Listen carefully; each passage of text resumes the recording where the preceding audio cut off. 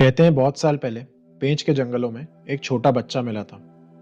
न इंसानों के बीच, न किसी गांव में, बल्कि जानवरों के साथ जंगल की गोद में। किसी को नहीं पता है बच्चा कहाँ से आया था। उसे भेड़ियों ने पाला, बगीरा ने रास्ता दिखाया और बालू ने जंगल का पाठ पढ़ाया। वही बना मोगली, जंगल बुक का वो बच्चा जिसकी कहानी ने पूरी दुनिया को हैरान कर दिया। पर यह कहानी सिर्फ किताबों की नहीं है। ये जंगल आज भी जिंदा है, सांस लेता है, दहाड़ता है। यही है पेंच नेशनल पार्क, मध्य प्रदेश और महाराष्ट्र की सीमाओं पर फैला हुआ वो असली जंगल जिसने रुडयार्ड किपलिंग को उनकी सबसे मशहूर रचना की प्रेरणा दी। यहाँ हर पेड़, हर आवाज, हर छाया में मोगली की झलक है। बाघों की दहाड़, पेड़ों की सरसराहट और सुबह की धुंध सब मिलकर सुनाते हैं एक कहानी जो आज भी यहाँ गूंजती है। ये सिर्फ एक जंगल नहीं, ये वो जगह है जहाँ द रियल जंगल बुक हर सुबह फिर से शुरू होती है। इसी कहानी के साथ मैं निकल पड़ा अपने अगले जंगल सफर की ओर, पेंच नेशनल पार्क। पेंच का सबसे करीबी एयरपोर्ट और रेलवे स्टेशन नागपुर है, लेकिन अगर आप रेल के जरिए आ रहे हैं तो आप सिवनी रेलवे स्टेशन भी चुन सकते हैं, जिसका डिस्टेंस पेंच से लगभग नागपुर जितना ही है। हर मोड़ पर कुछ नया है, एक और कहानी, एक और तस्वीर। चलिए शुरू करते हैं ये सफर। हमने चुना था रोड ट्रिप। मुंबई से पेंच की दूरी 900 किलोमीटर है। रास्ते लंबे थे, लेकिन जितने लंबे थे उतने ही खूबसूरत थे। और ये जो आप अंडरपास देख रहे हैं, ये कोई आम पुल नहीं है। ये एक वाइल्ड लाइफ अंडरपास है जो खास तौर पर बनाया गया है जंगली जानवरों की सुरक्षा के लिए, ताकि उन्हें सड़क पार करते वक्त किसी हादसे का खतरा ना हो। ये अंडरपास नेशनल हाईवे 44 पर है, जो इंडिया का एक मेजर हाईवे है। और ये पर्टिकुलर कॉरिडोर पेंच टाइगर रिजर्व के इको सेंसिटिव जोन से होकर गुजरता है।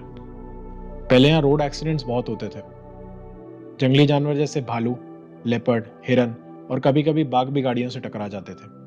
लेकिन 2020 में फॉरेस्ट डिपार्टमेंट और national highway authority of India ने मिलकर ये इंडिया का पहला dedicated wild life underpass corridor बनाया। इसमें 9 अंडरपासेस और 5 ओवरपासेस बनाए गए हैं, जिनके जरिए बाघ और अन्य प्राणी आसानी से एक तरफ से दूसरी तरफ जा सकते हैं बिना इंसानों से टकराए।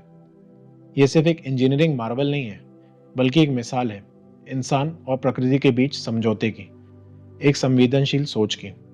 और जब आप इस रास्ते से गुजरते हैं तो सिर्फ आप जंगल के पास नहीं जा रहे हैं, आप जंगल का एक हिस्सा भी बन रहे हैं। फाइनली हम पहुंच गए हमारे स्टे में, जो पेंच के रूखड़ बफर गेट से 300 मीटर दूर है। ये रिसोर्ट हमने इसलिए बुक किया क्योंकि हम मैक्सिमम सफारी यहाँ से ही करने वाले हैं। क्यों? इसका जवाब मैं आपको आगे दूंगा। वैसे तो सब काफी थके हुए थे और पहले प्लान यही था कि जंगल सफारी कल सुबह से शुरू करेंगे। लेकिन जब आप जंगल के इतने करीब होते हो तो उसके अंदर जाने की लालच थकान से ज्यादा गहरी हो जाती है। हर पत्ती की खामोशी, हर हवा का झोंका जैसे कुछ कहना चाहता है। जंगल हमें बुला रहा था। तो हमने डिसाइड किया, क्यों ना आज ही एक नाइट सफारी की जाए। जंगल का एक और रूप, अंधेरे का एक और रंग, और कौन जाने, शायद रात के सन्नाटे में ही कोई बाग मिल जाए। तो सफारी की शुरुआत हमने की रूखड़ गेट से। इस गेट के साथ मेरी एक पर्सनल कहानी जुड़ी हुई है। जब मैं 2024 के अगस्त में पेंच आया था, तब मैंने अपनी पहली सफारी यहीं से की थी, बारिश के बीचों बीच। सच बताऊं तो मुझे लगता है कि बारिश में जंगल सबसे ज्यादा जिंदा लगता है, और जानवर, खासकर बाघ, उस भीगती धरती और मिट्टी के रंग में और भी खूबसूरत लगते हैं। उस दिन मुझे रूखड़ गेट के बारे में ज्यादा कुछ नहीं पता था, लेकिन हमारे गाइड और ड्राइवर साहब ने एक नाम लिया जो मेरे जहन में तब से बस गया, बाजीराव। कहा जाता है कि ये पेंच का सबसे बड़ा टाइगर है और इसकी टेरिटरी इसी गेट के आसपास है। लेकिन उस बार हमें बाजीराव नजर नहीं आया, पर उसके एक नाम ने, उसकी कहानी ने मेरे अंदर एक कसक छोड़ दी। और शायद वही कसक मुझे फिर से यहाँ ले आई है, एक बार फिर उस बाघ को देखने की उम्मीद लेकर। बाजीराव, इस बार शायद मुलाकात हो ही जाए। आजकल इस जोन में एक और बाघ काफी चर्चे में है, जूनियर कुराईगढ़। ये पेंच के एक लेजेंडरी टाइगर कुराईगढ़ मेल का बेटा है।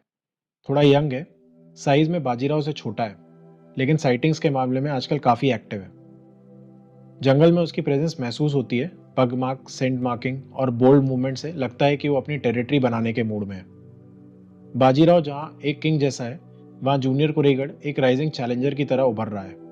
और यही तो जंगल की असली कहानी होती है, पावर, लेगेसी और सर्वाइवल की। रूखड़ जोन का अपना ही एक रंग है। ये इलाका पहाड़ों से घिरा हुआ है। रास्ते कभी कभी चढ़ाई लेते हैं, कभी गहरी घाटियों में उतरते हैं। पेड़ इतने घने हैं कि कभी कभी दिन के वक्त भी अंधेरा सा महसूस होता है।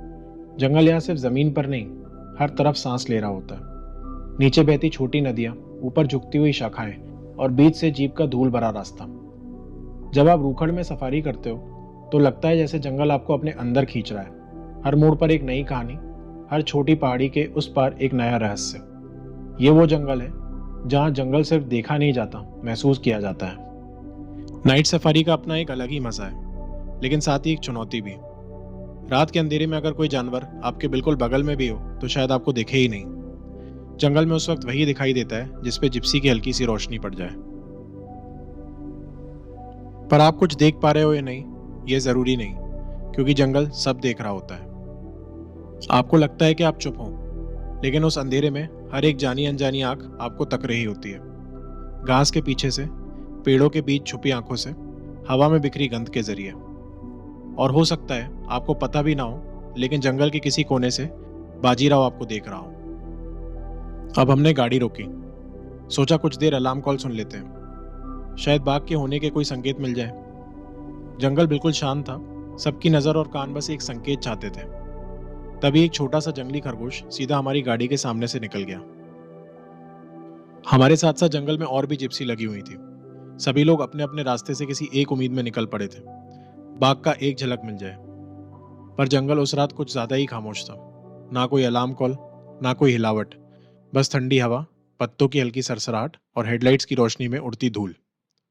गाइड की आंखें लगातार झाड़ियों और रास्तों का निरीक्षण कर रही थी, पर अब तक बाघ का कोई सुराग नहीं मिला था।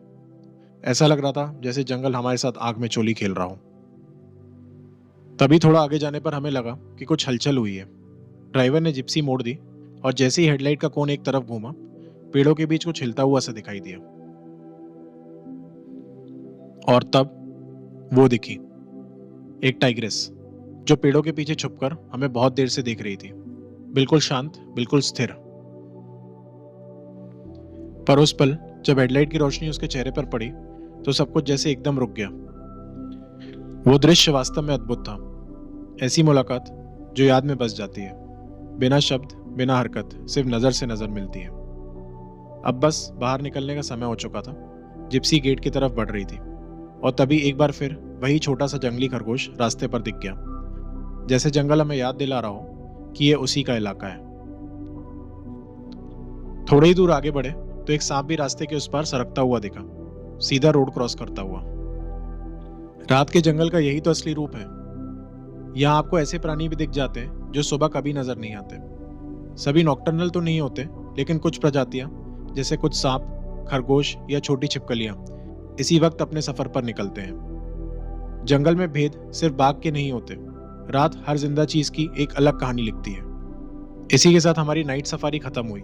जंगल ने जो दिखाया वो आंखों से नहीं, दिल से महसूस हुआ। हम सब वापस लौटे, थोड़े खामोश, थोड़े थके हुए, लेकिन अंदर से पूरे। फिर सबने मिलकर डिनर किया और सफारी की थकान लेकर सोने चले गए, क्योंकि सफर लंबा था और जंगल उससे भी गहरा। बस सुबह हो गई थी, वही सुबह जिसका इंतजार हमने कल रात की सफारी खत्म होते ही शुरू कर दिया था। नई रोशनी के साथ एक नई उम्मीद थी और हम निकल पड़े अपनी दूसरी सफारी के लिए। होटल का गेट जंगल से सिर्फ 300 मीटर दूर था, इसलिए हमने सोचा क्यों ना पैदल ही चले। ठंडी हवा और जंगल की तरफ बढ़ते कदम, जैसे हर पेड़, हर पत्ता कह रहा हो, स्वागत है, वापस आए हो। यह है मेरे मित्र शकील जी और मंगेश जी, जिनके साथ हम आज की सफारी करने वाले हैं। शकील जी एक अनुभवशाली ड्राइवर हैं और मंगेश जी इस जंगल के जाने माने गाइड। फिर से सफर शुरू हो गया, बाजीराव की तलाश का। वैसे इस जोन में एक फीमेल टाइग्रेस भी है जिसका नाम है मस्तानी। बाजीराव और मस्तानी, नाम से ही समझ गए होंगे आप। मस्तानी के अभी 3 छोटे बच्चे हैं, इसलिए वो आजकल ज्यादा बाहर नहीं निकल रही। लेकिन मैंने उसे पिछले साल अगस्त की ट्रिप में देखा था, तब वो प्रेग्नेंट थी और ये एक बहुत ही बोल्ड टाइग्रेस है। अब उसने शावकों को जन्म दे दिया है। और बाजीराव के साथ साथ मन में एक और सोच है, शायद इस बार फिर से मस्तानी और उसके नन्हे शावकों के दर्शन हो जाए। कुछ ही दूर चले थे कि रास्तों के किनारे एक पगमार्क दिखा। लेपर्ड का था और बहुत ही फ्रेश लग रहा था। टायर का कोई निशान इसके ऊपर से नहीं गया था। इसका मतलब था ये पगमार्क हमारे आने से पहले का ही है और अभी तक इस रास्ते से कोई और जिप्सी नहीं गुजरी।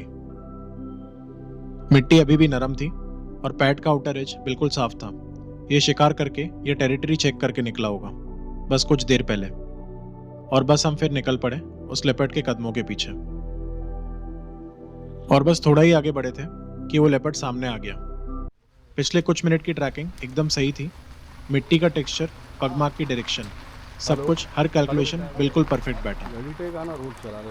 इस लेपर्ड का नाम है रॉकी और ये सिर्फ रूखड़ का नहीं, पूरे पेंच टाइगर रिजर्व का एक बोल्ड लेपर्ड माना जाता है। इसे ना जिप्सी से फर्क पड़ता है ना इंसानों से। अगर रोड पे चल रहा हो तो अपना रास्ता कभी नहीं बदलता, चाहे सामने कुछ भी हो। पेंच के ड्राइवर्स और गाइड बताते हैं कि एक बार रॉकी टाइगर के सामने भी आ गया था। ना कोई इरादा, ना कोई झिझक, बस रास्ते एक जैसे पड़ गए थे। थोड़ी दूरी थी, रॉकी ने देखा, सोचा और मुड़ गया। डर से नहीं, समझ से, क्योंकि वो जानता है एक टाइगर के सामने वो टिक नहीं पाएगा और जंगल में समय पे समझ लेना ही समझदारी है। बस कुछ देर बाद रॉकी ने अपनी सेंट मार्किंग की, पेड़ के किनारे घास पर अपना हिस्सा छोड़ा, फिर आहिस्ता आहिस्ता जंगल के अंदर खो गया और हमने उसे जी भर कर देख लिया था। कुछ पल के लिए पूरा जंगल सिर्फ उसी का था। लेकिन अब फोकस वापस उस पर जाता है जिसके लिए सफर शुरू हुआ था, बाजीराव। वैसे जो जंगल आप देख रहे हैं ये सदर्न ट्रॉपिकल ड्राई डेसिडिस फॉरेस्ट का हिस्सा है, यानी ऐसे जंगल जहाँ पत्ते साल के कुछ हिस्से में गिर जाते हैं और बारिश के बाद हर तरफ हरियाली छाई होती है। यहाँ मैक्सिमम पेड़ टीक वुड के हैं, यानी सागौन के, और उनके बीच कहीं कहीं बाम्बू और चारा भी मिल जाता है। गर्मियों में जंगल हल्का और खुला लगता है और बारिश के बाद लगता है जैसे सब कुछ जिंदा हो गया हो। बाजीराव का अब तक कोई साइन नहीं मिला था, न पगमार्क न कॉलिंग। जंगल शांत था, जैसे कुछ छुपा हो या कुछ तैयार हो रहा हो। तब तक हम सेंटर पॉइंट पहुंच गए थे, एक छोटा सा स्पॉट जंगल के बीच जहां सब थोड़ा रुकते हैं ब्रेकफास्ट या रेस्टरूम यूज करने के लिए, या बस थोड़ी देर जंगल को महसूस करने के लिए। थोड़ी देर का ठहराव, फिर से जंगल की कहानी में डूबने के लिए। थोड़ी देर आगे बढ़े ही जंगल ने खुद आवाज दी। एक सांबर की तीखी कॉलिंग सुनाई दी, वो भी एकदम क्लियर।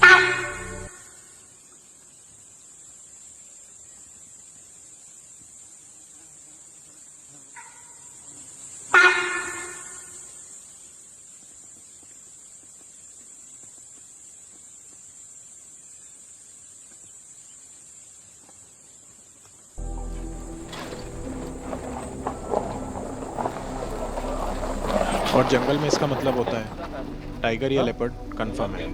कॉलिंग थोड़ी दूर से थी और हम सब यही समझने की कोशिश कर रहे थे कि किस डायरेक्शन में बढ़ा जाए, क्योंकि जंगल ने रास्ता बताया नहीं था, सिर्फ इशारा किया था। सांबर की कॉलिंग सुनते ही बाकी जिप्सी में भी हल्की सी चहल पहल दिखा सर। सबके चेहरे पर एक अलग ही उत्सुकता थी, जैसे जंगल ने कुछ बताया हो और सब उस राज को पकड़ना चाहते हो। सच कहूं तो अलार्म कॉल सुनते ही वही एक्साइटमेंट होती है जो किसी टाइगर या लेपर्ड को देखकर महसूस होती है। रॉकी सुबह मिला था और अब फिर से नजर आया, अंदर जंगल की तरफ बढ़ता हुआ। ये जो आप देख रहे हैं ये गोस्ट ट्री, जिसे जंगल के लोग कुल्लू भी कहते हैं। इस पेड़ का तन हर मौसम के साथ रंग बदलता है, कभी सफेद, कभी ग्रे, और कुछ दिनों में लाल भूरा या हल्का गुलाबी छवि भी ले लेता है। पर इसे गोस्ट ट्री इसलिए कहा जाता है क्योंकि चांदनी रात में ये पेड़ एकदम चमक उठता है और दूर से देखो तो ऐसा लगता है कि कोई भूत जंगल में खड़ा हो। हम इस वक्त जहाँ सफारी कर रहे हैं ये एक बफर जोन है, और बफर जोन का मतलब होता है वो हिस्सा जो जंगल के कोर जोन से जुड़ा हो। लेकिन यहाँ आसपास गांव भी होते हैं और गांव वाले लोग अपने मवेशी चराने के लिए भी ले आते हैं, और यही काम कभी कभी रिस्की भी हो जाता है, क्योंकि बाघ और तेंदुए के लिए ये सिर्फ एक जंगल है, उनके लिए कोर और बफर में कोई फर्क नहीं होता है।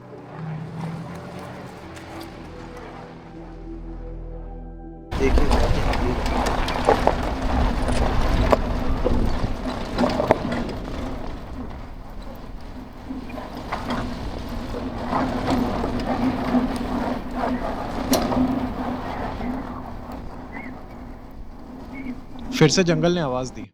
एक तरफ से डियर की तेज अलार्म कॉल आ रही थी और दूसरी तरफ से सांबर की, लेकिन दोनों अलग अलग डायरेक्शन से। जैसे जंगल के दो किनारे कुछ बताना चाह रहे हो, कुछ चल रहा है और बहुत नजदीक है। अब फैसला हमारा था किस रास्ते पे बढ़ा जाए।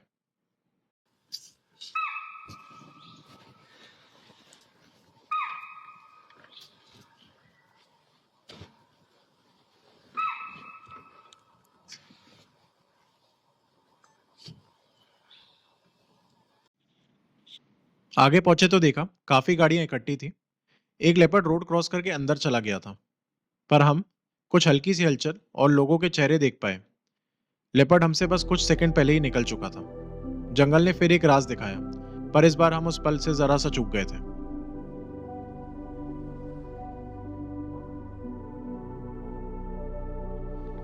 क्या आपको याद है जहां से दो तरफ से अलार्म कॉल्स आ रही थी? हम कहाँ गए थे? हमने फैसला किया था डियर की तरफ बढ़ने का, क्योंकि डियर बार बार लगातार कॉल कर रहा था और सांबर एक कॉल के बाद चुप हो गया था। लेकिन अब सांबर ने दोबारा से कॉलिंग शुरू कर दी थी और अब दोनों तरफ से आवाजें आ रही थी, एक तरफ से डियर, दूसरी तरफ से सांबर। हमें समझ नहीं आ रहा था जंगल क्या कहना चाहता है, ये बाजीराव है या कोई लेपर्ड। कंफ्यूजन था और टेंशन भी। पर एक बात पक्की थी, जंगल में कुछ तो हो रहा था।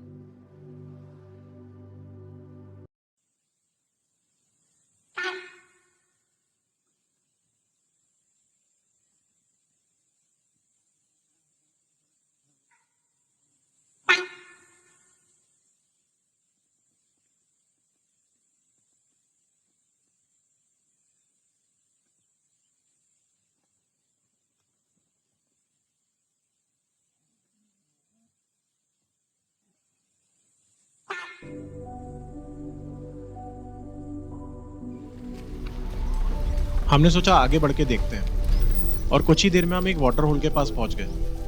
वहां सब कुछ शांत था, लेकिन मिट्टी पे कुछ निशान दिख रहे थे। ये वही निशान थे जहां टाइगर बैठा था। मिट्टी थोड़ी दबी हुई थी, पर हमें ये समझ नहीं आया ये कितनी देर पहले हुआ था। टाइगर यहीं था, पर अब जंगल फिर से चुप हो गया था। बाहर निकलने का समय हो चला था, लेकिन हमने सोचा आखिरी ट्राई मारते हैं। थोड़ा ही आगे एक तालाब था और हम वहां रुक गए। वहां एक कॉर्मोरेंट बर्ड चुपचाप बैठा था। अब इस सफर को यहाँ थोड़ा ठहराव देने का समय आ गया है। बाजीराव अभी तक सामने नहीं आया, लेकिन जंगल की कहानी सिर्फ दिखाई देने से नहीं चलती। कभी कभी उसके छुपने में भी एक राज होता है। ये सफारी एक नाइट और एक मॉर्निंग ड्राइव यहाँ खत्म होती है, लेकिन अभी दो सफारी और बाकी हैं, और शायद उसमें बाजीराव का दर्शन हो। यह जंगल एक नई कहानी सुनाए। ये वीडियो का पार्ट 1 था और जंगल की कहानी जारी रहेगी पार्ट 2 में। तो मिलते हैं जंगल के अगले मोड़ पे, क्योंकि कहानी अभी बाकी है। और अगर आपको ये वीडियो पसंद आई तो प्लीज़ लाइक करें, कमेंट करें और सब्सक्राइब ज़रूर करें। आपका एक छोटा सा सपोर्ट मुझे नए वीडियोस बनाने का हौसला देगा। आपका बस 1 सेकंड लगेगा, पर मेरे लिए वो बहुत मायने रखता है।